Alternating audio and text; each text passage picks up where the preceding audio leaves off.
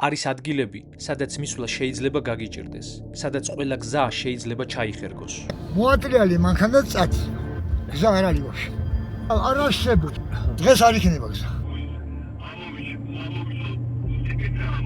მიდის რამე გზა?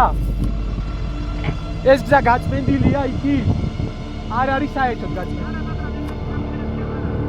მაგრამ ვერანაირი დაბრკოლება ვერ შეგაჩერებს, როცა იცი, რომ ამ ნამქერების მიღმა ისტორია შენს თვალწინ უნდა გაწუხდეს.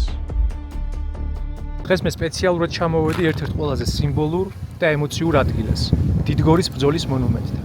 ეს ადგილი ქართული სულის სიმტკიცის და გამარჯვების სიმბოლოა. თუმცა, ბოლო პერიოდში საკმაოდ მოხშირდა ისეთი ფაქტები, რასაც სოციალურ ქსელებში საზოგადოების აღშფოთება და ბრაზი მოსდევს. საუბარი მაქვს ის ფაქტებზე, როდესაც აი ამ წმინდა ტერიტორიაზე ამოდიან ჯიპებით და ვანდალურად აზიანებენ ამ ტერიტორიას. დავიდა.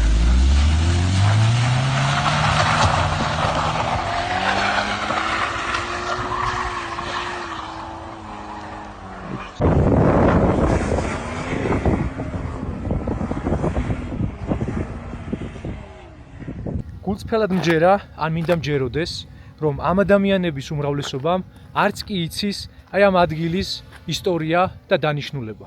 და დღეს მე სწორედ აქ, სწორედ იმიტომ ვიმყოფები, რომ ვინც არ იცის, მათ მოუთხრო რა ადგილია და რატომ არის ის ასეთი მნიშვნელოვანი. დიდგორის მონუმენტის ავტორია ცნობილი მოქანდაკე მერაბ ბერძენიშვილი.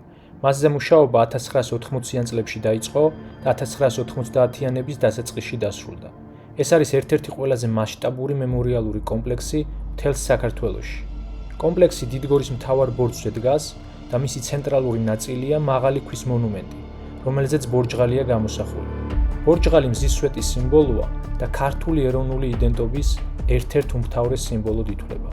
მონუმენტის ირგვლივ განთავსებულია დიდი ზომის ხმლები, ზარები და სვეტები, რომლებიც ისტორიული ბრძოლის მასშტაბურობას უსვამენ ხაზს.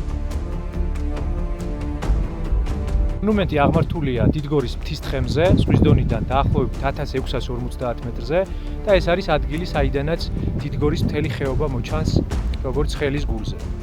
თუმცა, უშუალოდ ბრძოლა გაიშალა დიდგორის ველზე და მიმდებარე ვიწრო ხეობებში.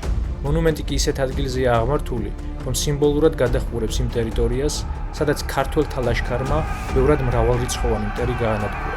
მერაბ ბერძენიშვილმა ეს ადგილი იმიტომ შეარჩია, რომ ის არის დომინანტი წერტილი. აქედან კარგად ჩანს ის გზები და ხეობები, რომლებითაც დავითმა მტერი ხაფანგში შეიტყუა.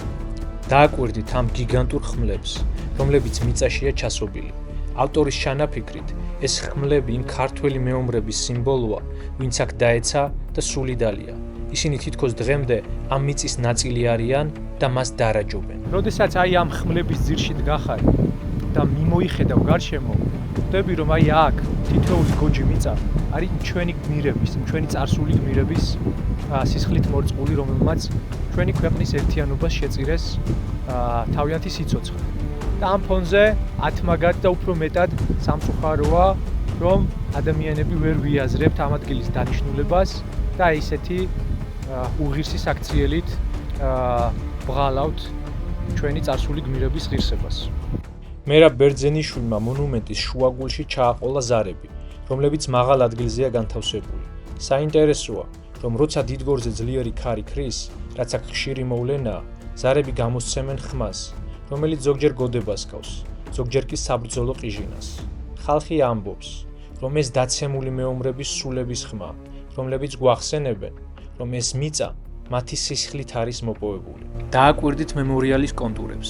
მთელი ეს კომპლექსი ზემოდან ერთი გიგანტური ხმლის ფორმას იმეორებს. ეს არის დაუმარცხებელი ქართული სულის სიმბოლო, რომელიც მყარად დგას თავის მიწაზე და მას საუკუნეების მანძილზე დარაჯობს. ისტორიული წყაროების მიხედვით, მათ შორის ევროპელი მემატიანეებიც წერდნენ, რომ დიდგორის ბრძოლის დროს ქართველებს ზეციური მხედრობა და წმინდა გიორგი ეხმარებოდა. შუა საუკუნეების მემატიანეები წერდნენ, რომ დიდგორის ცაზე მეომრებმა სასწაული იხილეს. ეს ადგილი ყოველთვის ითვლებოდა ზეციური ძალების მფარველობის ქვეშ. ეს გამარჯვება არა მხოლოდ სამხედრო, არამედ სულიერი გადარჩენის დღე იყო. ამ გამარჯვებამ გაათავისუფლა თბილისი, გააერთიანა საქართველო და საფუძველი ჩაუყარა ჩვენი ქვეყნის ოქროს ხანას. ეს მონუმენტი კი სწორედ ამ თავგანწირვას გამარჯვებას და დავით აღმაშენებლის სიდიადეს ეძღვნება. სწორედ ამიტომაა აქ მანქანებით სირბილი არა მხოლოდ ვანდალიზმი, არამედ ამ ზეციური კავშირის უპატივისმცემლობაც. მათთვის, ვისაც დიდგორის მონახულება ზამთარში გაქვთ დაგეგმილი, რამდენიმე მნიშვნელოვანი რჩევა მაქვს. როგორც ხედავთ, აქაურობა ნამდვილი ზღაპარია, მაგრამ ეს ზღაპარი ხშირად რთულ დაბრკოლებებად იქცევა ხოლმე. ზამთარში დიდგორისკენ მიმავალი გზები ხშირად იკეტება ან ნამქერებით იფარება. თუ თბილისიდან მოდიხართ, ნუენდობით მხოლოდ ნავიგატორს, რომელმაც შეიძლება მოკლე გზით, კოჯრის გავლით წამოგიყვანოთ. ზამთრის პერიოდში ეს გზა უფრო ხშირად იკეტება და სახიფათო ხდება. უმჯობესია გზა მცხეთიდან დაგეგმოთ. და კიდევ ერთი მთავარი, ნუ წამოხვალთ აქ დაბალი გამავლობის მანქანით ან ზაფხულის საბურავებით. გახსოვდეთ, დიდგორი თავის სიდიადეს მხოლოდ მათ უჩვენებს, ვინც მასთან შეხვედრისთვის მზად არის. რა შალაბა? მაგარი დაგვეხა. მოატრიალი მანქანა წათი. გზა არ არის ვაში. აი, ვერ ჩავალ იქ? არ არსებობს. ეს ტარშორი სადგას აგებ იქიდან მოვდიო, კიდენ გავხვედო. დღეს არ იქნება გზა. ფეხით უნდა ჩავიდე რა. ფეხით უნდა ჩახვიდე? ხო. მაშინ ჯერ ტრაქტორმა შემოიაროს, ეს მანქანა მოიყვანსა. ხო. ტრაქტორი შემოიძს, რა ჩავივლი. ხო. კი ბატონო, აი იქამდე მიხვალ და იქ აი ეს სადაც ტრაქტორი მუშაობს, იქ გაჩერდები. კი. ხო. ამოვედით და დაგვხვდა ძალიან დიდი თოვლი გზაზე. ტრანსპორტი მოვიდა წმენს გზას, მაგრამ როგორც აღმოჩნდა, ბოლომდე მაინც ვერ გაწმენს ისე რომ მივიდე. 3 კილომეტრი არის დარჩენილი მონუმენტამდე. აი აქ არის მონუმენტი და გადავწყვიტე რომ ეს 3 კილომეტრი ფეხით უნდა ჩავიდე. არ დაველოდები ის გაწმენდას. წავედით აბა ვნახოთ რა დამხვდება ადგილზე. ეს არ არის ჩემი პირველი მცდელობა აქ ამოსვლის. ერთი კვირის წინ ვიყავი წამოსული მცხეთის გზიდან და იქაც დაახლოებით იგივე სიტუაცია იყო. 10 კილომეტრის დაშორებით ჩავჩით მანქანით და ვერ მოვახერხეთ ბოლომდე მისვლა. დღეს უკვე იმედი მქონდა რომ კოჯრის გზით უფრო იალოდ მოვიდოდით, რადგან თოვლი უფრო შედარებით ამდნარი უნდა ყოფილიყო, არ არის ისეთი ხეობები, მაგრამ არ გაგვიმართლა. მიდის რამე გზა? ეს გზა გაწმენდილია იქით? არ არის საერთოდ გაწმენდილი. არა, მაგრამ ერთ-ერთი ნამქერები აღარა. აი, მადლობა. საინტერესო გზაა, რომელზეც არა თუ ადამიანის, არამედ ცხოველის კვალიც კი არ ჩანს. ნახოთ რა დაგვხვდება. როცა მივალთ ადგილზე. ცოტა სირბილიც მომიწია. რომ არ მინდა ზემ ჩამასწროს და ადრები გამიფუჭდეს. და ცოტა ტემპს უნდა მოუმატო და ეს რომ ცოტა სირბილი გავიარო ეს ნამქერები. ქართულა სიტუაცია. ფაქტიურად მუხლებამდე ვეფლობი. და წინ იგივე ტემპით ვეღარ მივდივარ. მოჩნდა მონუმენტიც. რა მონუმენტამდე ჯერ ესეთი ნამქერები მაქვს დასავლელი. და 5 საათიც უკვე შესრულდა. მზის ჩასვლამდე დარჩენილია ალბათ 9 საათი მაქსიმუმ. ჩემი მაქსიმუმი იქნება რომ 9 საათში მე შევძლო მონუმენტზე ასვლა. ისევ ჩემი დატოვებული კვალი. ვინმე ამოხვალთ იცოდეთ რომ აქ მე ვიყავი. დღეს მე სპეციალურად ჩამოვედი ერთ-ერთ ყველაზე სიმბოლურ და ემოციურ ადგილას, დიდგორის ბრძოლის მონუმენტთან. დღეს დიდგორის ველი მხოლოდ ისტორიული მემორიალი აღარ არის. აქაურობა ცოცხალია და ისევ ემსახურება თავის მთავარ დანიშნულებას, ქართული სულის სიმტკიცის გაძლიერებას.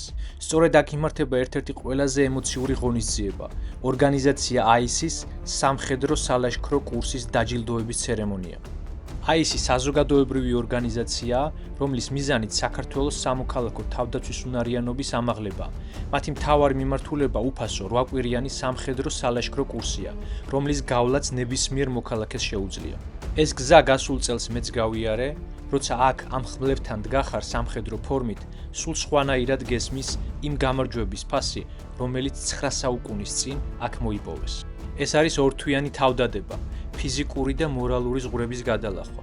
კურსის ბოლოს კი, ვინც პრაქტიკულ გამოცდას აბარებს, სწორედ აქ, დიდგორზე, გადაეცემა აისის კამუფლირებული სამხრე.